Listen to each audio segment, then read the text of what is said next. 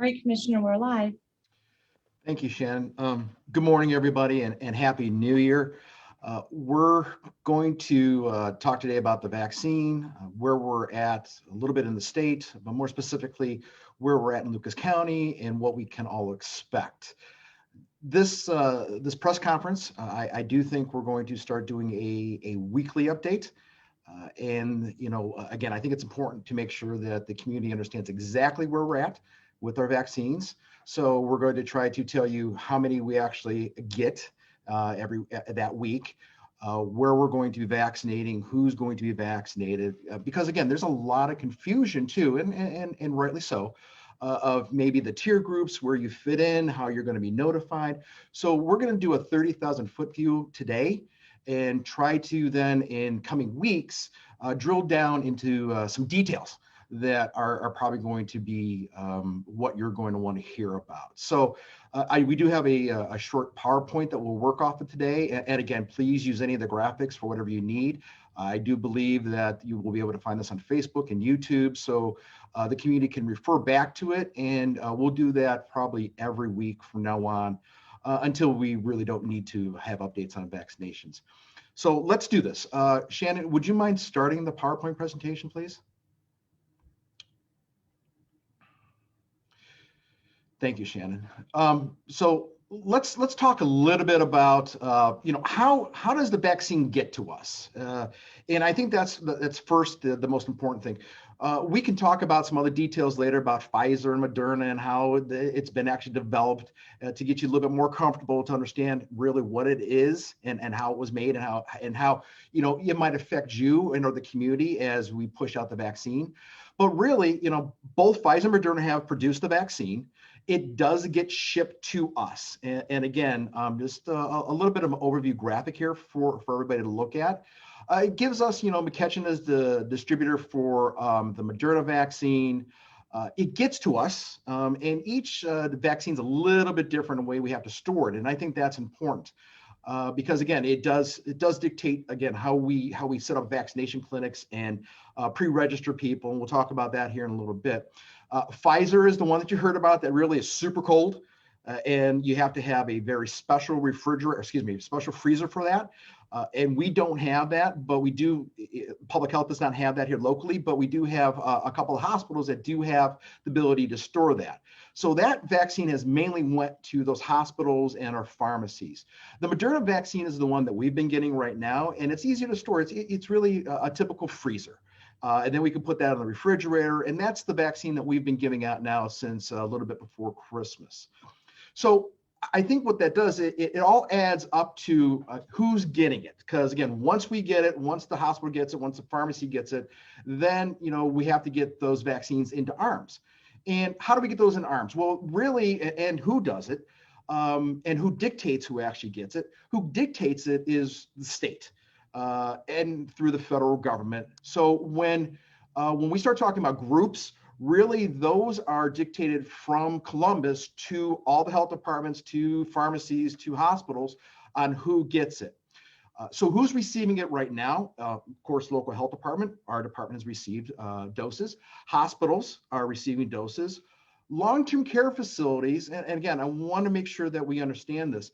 Long-term care facilities are getting vaccinated, but those are being done by pharmacies, CVS, Walgreens specifically. They've been tasked through the federal government to do that.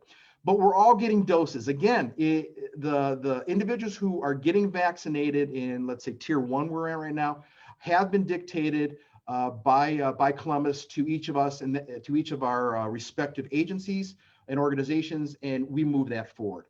So distribution. Shannon, next slide. So how does this all work? And really, where are we at right now? Well, let's look at this in phases. So we have 4 phases, essentially. Let's talk about phase 1 right now. Again, we have limited supply. We really do. I think right now we have enough vaccine in the state to vaccinate anybody who wants to be vaccinated at about a 5% of the population. So it's very, very small at this point, 5 or 6. So we don't have a lot of supply in the state or in the country right now. So we're very specific on who we're going to vaccinate. So phase 1, is limited supply. We go to phase two, the spigot on the faucet opens up a little bit. And so we're going to be getting more vaccine. So additional groups can be vaccinated, but not all Ohioans. So again, we're trying to make sure that we're diligent with our supply that we get in, that we're very focused on who's getting it. But what happens then is that spigot opens up further to phase 3 and 4. Let's just combine those two. And really that is anybody who wants one, come get it. That's probably the easiest thing, because you have vaccine enough to do everybody and then some. And so that's really easy. The hard part right now is when we get to phase 2, but even harder is phase 1, because we do have limited supplies. So phase 1, we're looking at tier 1. Shannon? So phase 1, tier 1, what does that look like? Phase 1A. So those individuals right now who we are vaccinating, whether it is public health, hospitals, or the pharmacies, are healthcare workers and personnel who routinely involved in the care of COVID-19 patients. Makes sense. So doctors, nurses, but even the staff members at those hospitals who are working close proximity, who are cleaning rooms and things of that nature. Those individuals are in really direct contact with those COVID patients, so that makes sense. Residents and staffing in nursing homes, we talked about that again. Pharmacies are taking care of them right now. Residents and staff at assisted living facilities, patients and staff at state psychiatric hospitals, people with intellectual disabilities, and those with mental illness who live in group homes or centers and staff at those locations, residents and staff at our Ohio Veterans Homes, and of course, EMS responders. Right now, those are those firefighters, paramedics, those individuals who are going to again be in direct contact with those patients on scene, transporting them. So that is phase 1A. So those individuals who are in this group, we're looking at who we're responsible for public health are about 10,000 individuals at this point in time. So again, this is phase 1. This is what we're working on right now. And we're anticipating to continue doing this for the next couple weeks, but it all is dictated by the amount of vaccine we get in. Shannon?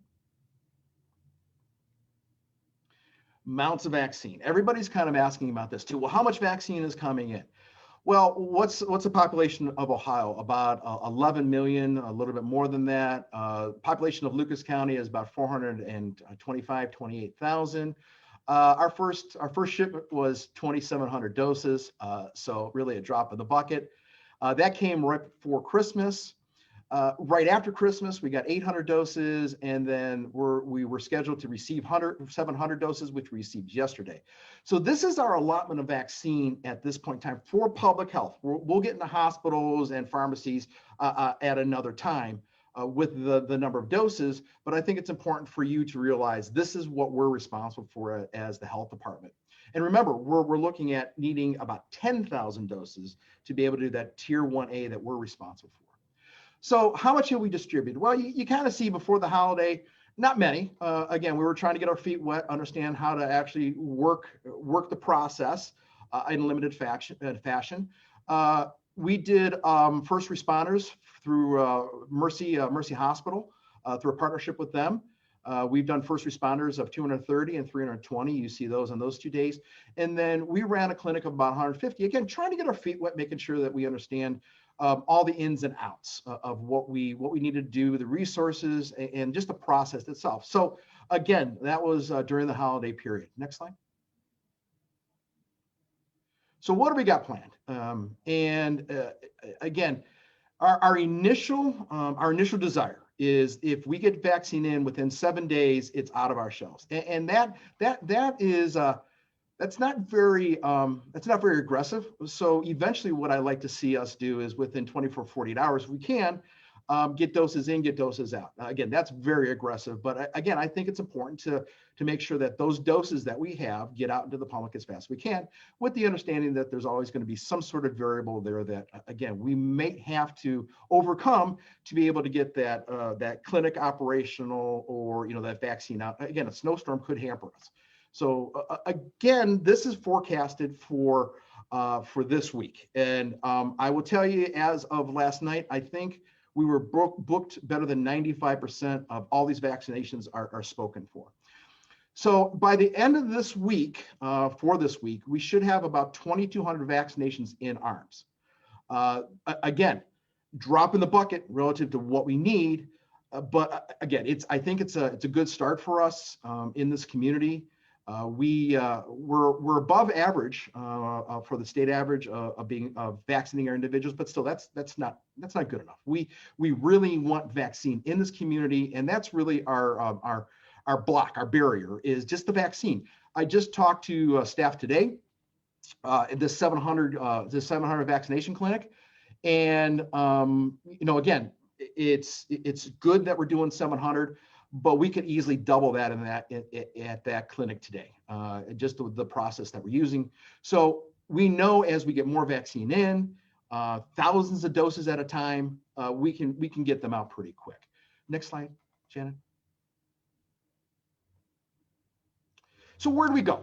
So again, you know that we have 10,000 individuals or so that we need to get vaccinated, that tier 1A group. But we understand that the governor has talked about phase 1B or the next tier.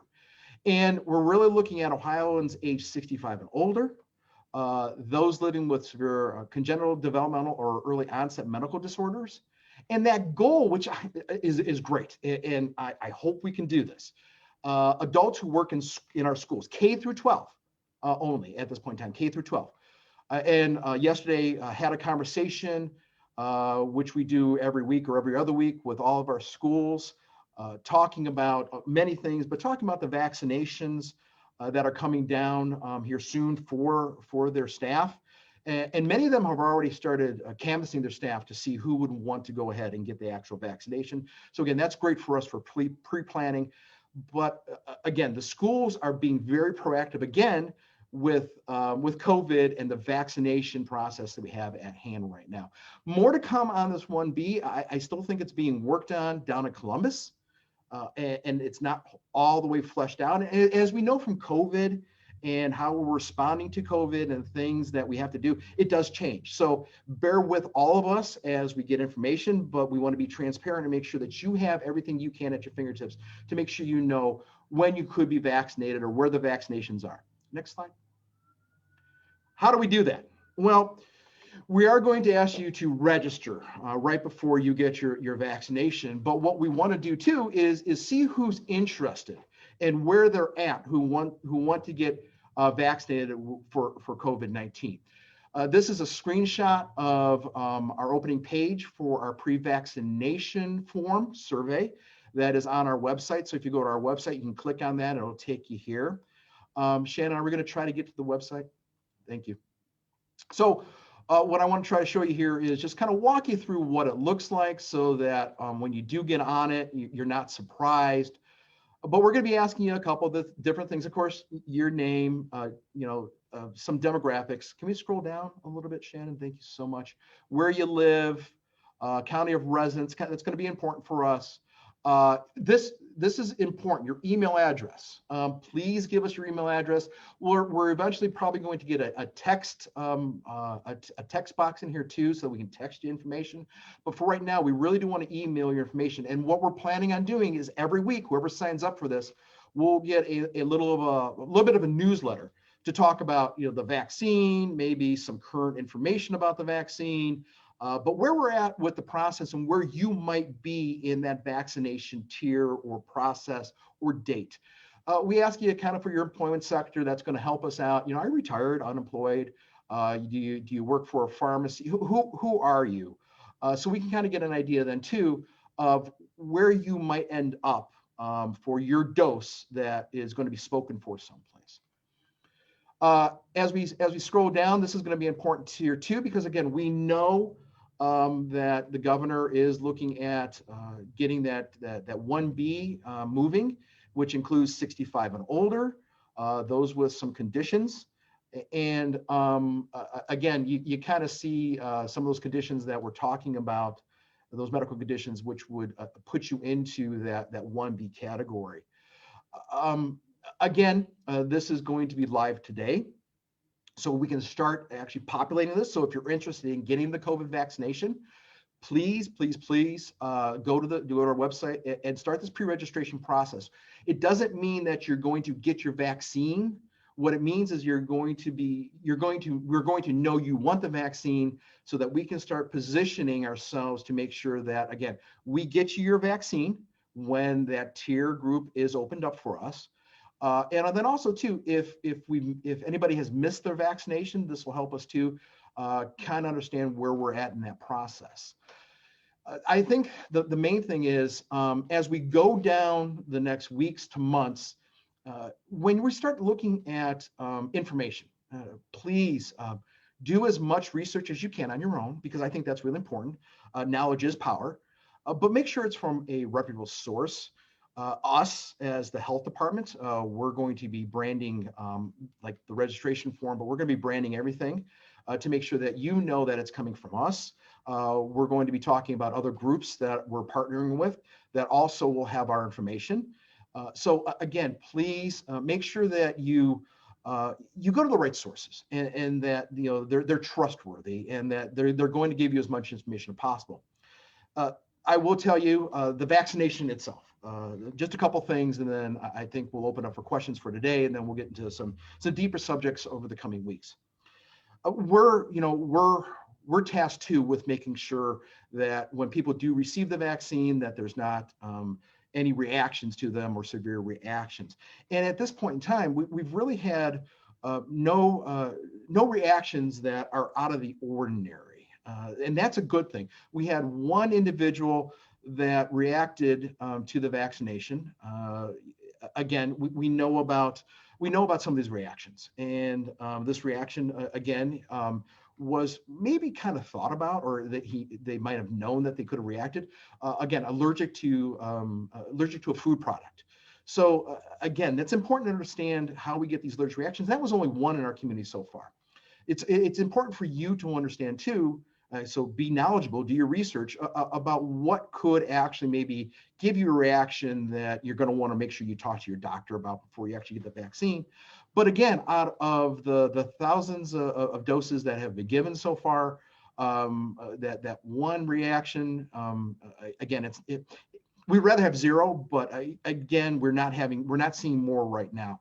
I will tell you too, anecdotally, and from what I'm hearing across the community who've gotten vaccinated, some soreness in the arm, but nothing like a tetanus shot. The idea here then too is there might be some redness, but again, those are to be expected. And some are actually, I'm sorry, let me take a step back. Some are actually saying that they felt a little fatigued the next day or 2 days after, or they had a headache, but it went away. Again, we'll get more into this as we go down the next weeks or so. But that's your body actually saying, hey, listen, I'm seeing something that's out of the ordinary, and we need to fight that. We need to begin to build that immunity to it. And that's what your body's doing. So, but more to come on that. But again, I'm really happy to say in our community, we're not seeing anything of significance for adverse reactions. So that is a good thing. At this point in time, I think, Shannon, do we want to go ahead and maybe take some questions? I don't think I missed anything. If I did, Shannon, please let me know. No, Eric, you did not. And, okay, thank you. Members of the media, if you do have a question, please go ahead and raise your hand and I will call on you. And at that point, you can unmute and ask your question.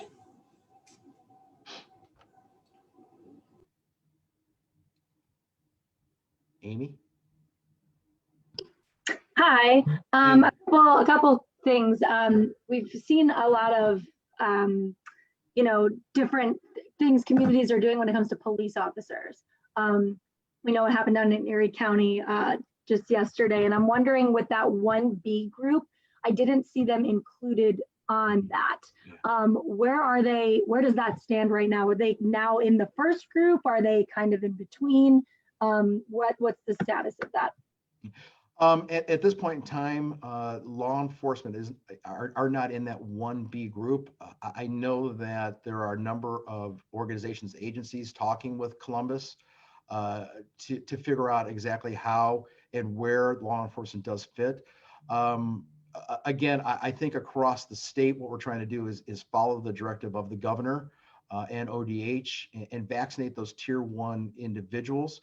But again, as soon as a group is allowed to get vaccinated, we want to make sure that we push to get them into one of our clinics, and then make sure that that vaccination does get to them as quick as possible. Because remember, again, this is something that we'll talk about more in depth. But once you get your vaccination for these two vaccines, it takes about 14 days to get 50%, if you would, immunity, effectiveness of that vaccine. You get your second dose, 21 for Pfizer, 28 for Moderna, after that first vaccination. Then it takes another 2 weeks to get full immunity, which is 94, 95% effectiveness.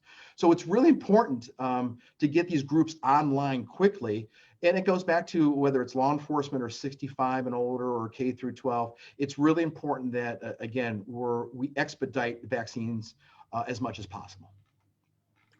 I guess following up to that, has the Lucas County Health Department done anything, expressed anything to the state, about what to do with police officers, about including them in on that first group?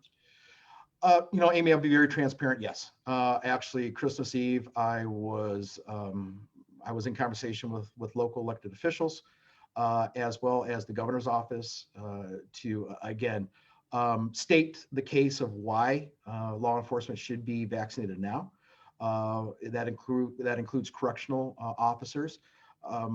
I will tell you this: we have weekly meetings with both the governor and ODH multiple times, actually, in different aspects. And each one of those calls, one of the health commissioners and/or one of those individuals, leaders on that call, have voiced their concern and opinions about law enforcement. So it continues to be a topic. Okay, and then my last question, with this survey you guys are putting out, is this just for people to fill out when the vaccine is available for them and when they, do follow in that group, and then, you guys will follow up? So what we'd really like to do is we really like to get all our planning done now. So the more individuals who will actually do that pre-registration for us and then categorize themselves accordingly, that allows us then to say, okay, so we know, I'm just going to use 1B, for example. So we know that K through 12, I'm going to throw a number out. There's 10,000 individuals K through 12. We know that 7,000 have said they want to be vaccinated. So we can start planning that. So that goes with each of the groups, though. You see on their retail workers, that's going to be another group eventually. So I think what we're trying to do is catch as many of those possible categories in future tiers or phases, so that we can get a good idea of plan. Now, it doesn't mean that you're locked into anything. So if you want the vaccine now, but say maybe a month from now you don't want it, just because you're registered doesn't mean that you're locked into that, and vice versa. Just because right now you're maybe a little skeptical of the vaccine, which again I would urge you not to be. But a month from now, you want to get the vaccine. We're going to have that registration up for the foreseeable future. Great, thank you. Sure. I can't figure out how to raise my hand. Can you guys hear me? It's Bree. Yeah, I gotcha. Awesome, thank you. Sure. My Zoom is being very weird right now. I don't know why. I was just wondering, so are you trying to also use this as a way to kind of survey the community? I know you said you want to get to that 70% herd immunity. So is this also kind of going to act in the way of surveying the community and seeing how many people actually do think that they want to get that vaccine, even if they're all the way down in that, wide open general groups like 3, 4? Bree, I think you make a real good point that, that will be some of the data we want to capture. It'd be nice to know right now, hey, 80% of our population wants it. Great. And that allows us to plan. I think there's a couple things. I think what I want to do too is make the community comfortable, so they know that, again, at least they're in a group. All right, we know they're in this group. They're going to get some sort of information from us. Maybe it's just even a paragraph every week that says this is where we're at. Hang on, so that they're made comfortable. And I think the big thing with all this is communication. It's a trying time for everybody. I think this is a great thing that we have the vaccination in community. I wish we were able to have 100,000 doses tomorrow, but that's not going to happen. So we have to be precise in how we get our vaccine out. Make sure that we're covering those groups that again are are disproportionately affected by COVID. And so that, that's 65 and older, and, there's other groups out there that I know that we're going to have to be looking at after this next 1B phase that are desperately in need of it as well. So, but again, unfortunately, there's not enough doses right now for who I know want to be even vaccinated. So we're going to have to just work inside the system and push that vaccine out as quick as we can. And again, you're going to see in the coming weeks partners that we're going to make sure that we're aligned with in the community, which is what this community needs to get that vaccine out as fast as we can and as effectively as we can. A quick follow-up, if you don't mind. Sorry, No, I please. saw that you raised your hand there. So are you saying that in addition to these weekly kind of updates, that if people pre-register, they'll get that correspondence, whether it's to their email or, like you said, down the road, a text message to get a better idea of when it will be getting to them? Sure. Yeah, most definitely, Bree. And then also then too, as everybody in the community in the state gets better at, registering and using software, because there's a lot of behind the scenes things that we're doing with paperwork and, reporting and things of that nature. So we're going to be able to tell them exactly what they need to do and how they need to do it. So that, again, when they're ready to get their vaccine, all they got to do is, follow the instructions, simplistic instructions, get registered. We get you to whatever site it is, and, you get your vaccination. Great. Thank you so much. Sure. Hi, it's Melissa Vage from 13ABC. Hello. Couple questions here. Hi. Let's talk about the flow of the vaccine into the community. So you've got the original 2,700, then it Yes. looks like you got an additional 1,500. How have you been given any indication from the state how fast we will start to get this vaccine into our community, or are we just in a watch and wait? Well, Mel, unfortunately, I think we're in a watch and wait.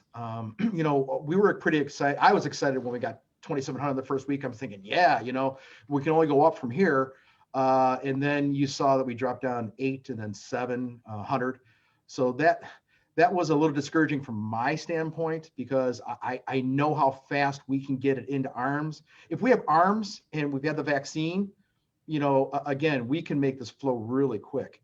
But the problem is that barrier, that bottleneck right now is the vaccine and knowing exactly how many we're going to get. We probably won't know for next week doses until Thursday of what we can plan. And again, we already have kind of clinics lined up, and if we don't get doses in, we're going to be about 100 doses short. I heard last night. Again, counts are always changing, but we're going to be a little short next week. And we're anticipating we will get additional doses next week, but again, we don't know how many. Okay. Another thing that, a lot of people over 65, the senior citizens, are wondering how fast they're obviously in group 1B. So we have 10,000 people to get through before we can get to our senior citizens. And if so, is there any way to indicate to them when they're likely to be in line for their vaccines? Mel, that's a great question. Again, we're following ODH's and governor's directives, and what that means is that they have not really decided how this is going to be split up. We're anticipating. Let's just look at schools and 65 and older. The number that is being thrown about, again, we can't be totally accurate on this, and that's why this pre-registration is so important. About 100,000. Are we going to get 100? So let's say we open up 65 and older, April 1st. I'm just throwing out a date. Are we going to have 100,000 doses to be able to actually do them? So again, there's a lot of moving parts here. There's this possibility too. Yeah, 65 and older will be opened up, but is there a way that then that gets kind of skinned? Is it 65 and older to 75, then 80? I mean, again, how does that all work? Again, that's being discussed down in Columbus, and we're hoping to hear something soon from the governor and ODH. Okay. And just one quick follow-up to Sure. the whole Erie County thing with the police, because Mhm. a lot of people are asking about that. So, it's not like, say Lucas County decided, I'm sorry, that's my dog. It's okay. Say Lucas County decided to give the shots. Is there any way that you would get sanctioned by the state? Again, that's a good question, and something that I've posed to other health commissioners and to ODH and never really have gotten a good answer. I think the sanction comes from this. Do I want to do law enforcement? Yes. Does every health commissioner, I think, or pretty much every health commissioner want to do law enforcement? Yes. But there's unfortunately there's this decision to make. Is that 28-year-old law enforcement vaccinated individual, does that play well, or does that not allow that 75-year-old to go ahead and get vaccinated because we don't have that vaccine right now? I mean, that's the example that the governor has given. Again, we're just going to follow what the directive is from the governor. I don't want to have any sanctions against the community. And I think I would think that most of my health commissioners are doing the same thing. They're following that guidance. Okay, thank you.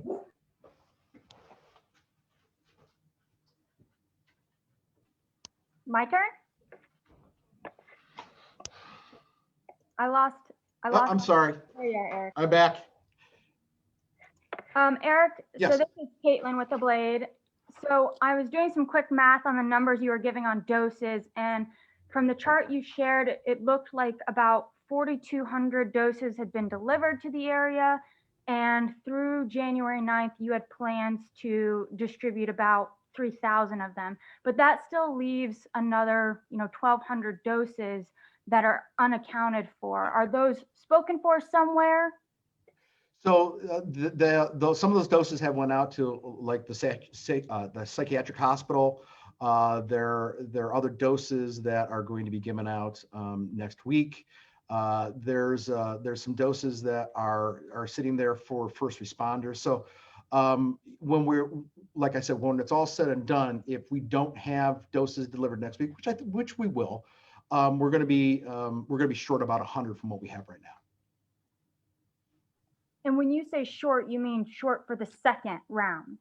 No. I'm not even worried about the second round because I know we're going to have doses. Whatever let me take a step back here. That's a really good point for the community.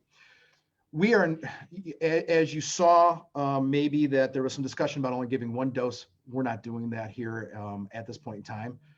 We are going to give that second dose. Whoever gets that first dose, your second dose is sitting down in Columbus right now, or sitting in some warehouse right now, and that will be delivered to us for your second dose. So don't worry about the second dose. What I'm talking about is our first dose. So again, here's the issue that we have. We want to plan to get as many people, again, doing 10,000 individuals. We want to get as many people vaccinated as possible as quick as we can, but we can't because we don't know how many doses we're getting even for next week until Thursday.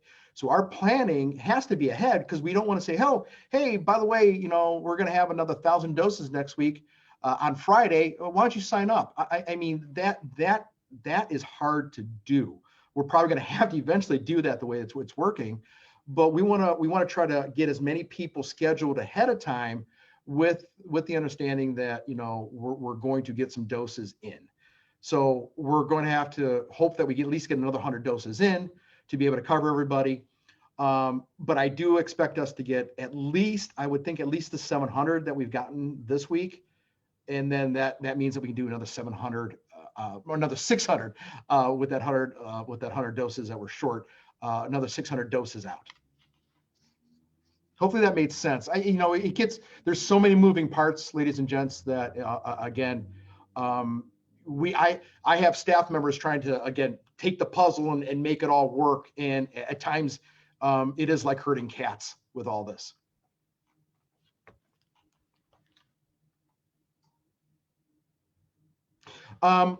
The question is, when will the general public have access to the vaccination?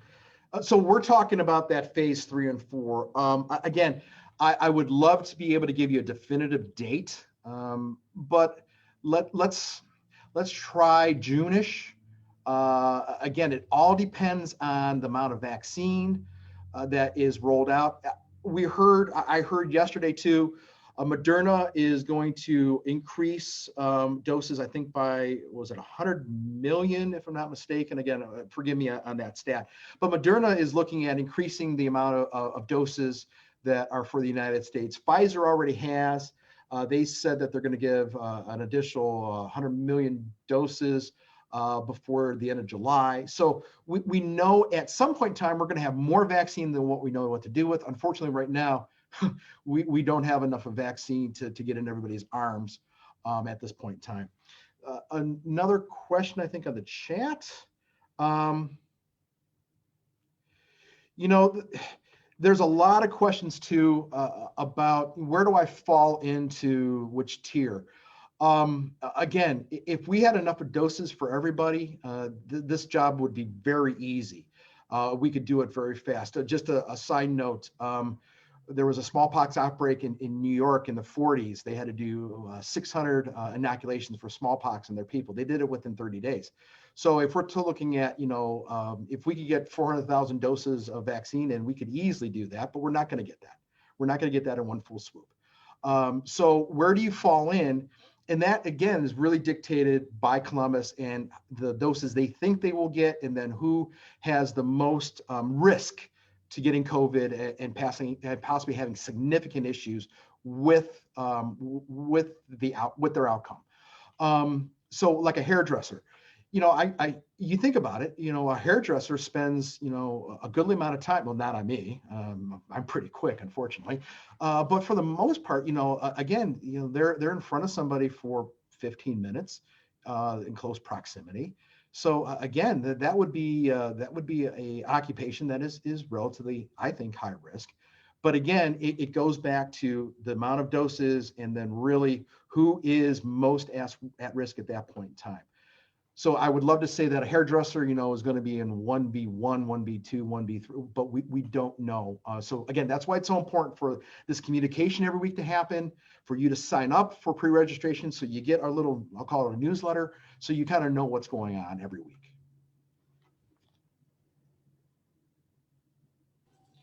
Eric, I'm going to go ahead and share the screen of the health department's website. Oh, so please do. Thank you. Folks yes. Through on how to access the 1B form.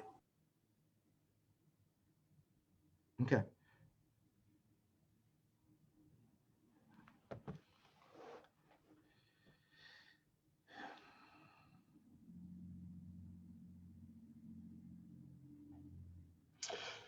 So again, you go to our web page, our website, and you click on the coronavirus block in the middle, and it's going to take you here. Go ahead, Shannon. And then you come down.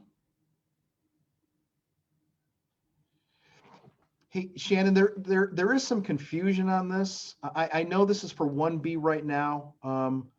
So I want to make sure that everybody understands that, again, this is pre-registration. Let's get you in there. Let's go ahead and make sure that you are pre-registered, and that, again, we are looking at 65 and older at this point in time. So that's why it says the 1B, phase 1B.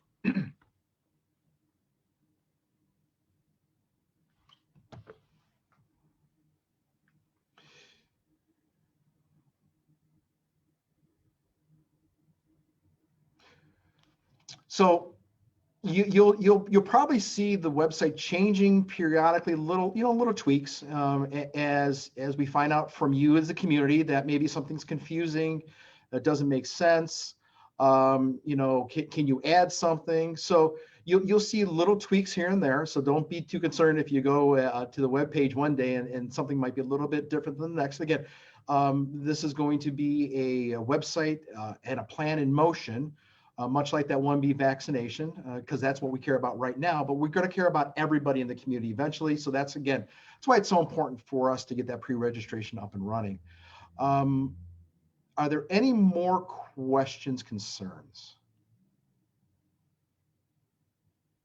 Okay. I do believe we're going to try to make this a standing press conference.